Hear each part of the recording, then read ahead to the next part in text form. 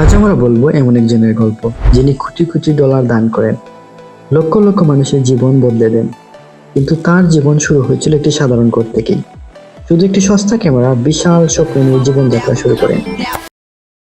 তিনি হলেন mister best. Mr. Beast. Of Mr. Beast. He is the biggest name on YouTube right now. He's got 289 million.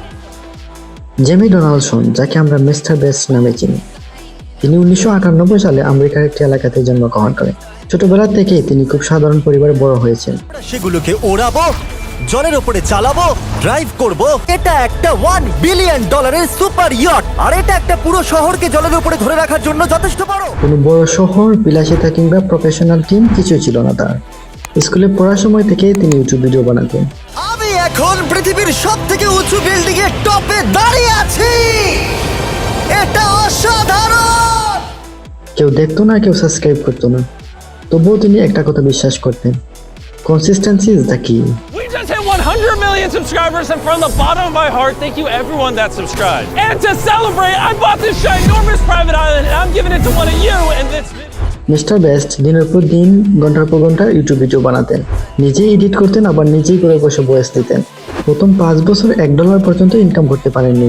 তার মা তাকে প্রায়ই বলতেন, See that ship right there, Tariq? Yeah. That's challenge number 2 and a literal recreation of Squid Game. See that pirate ship over there? Yes.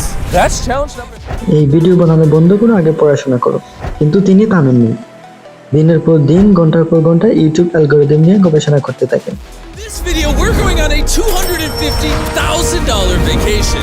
This is beautiful. How is this real? এমনকি তিনি YouTube video title, retention, view psychology নিয়ে পাগলের মতন গবেষণা করতে থাকেন।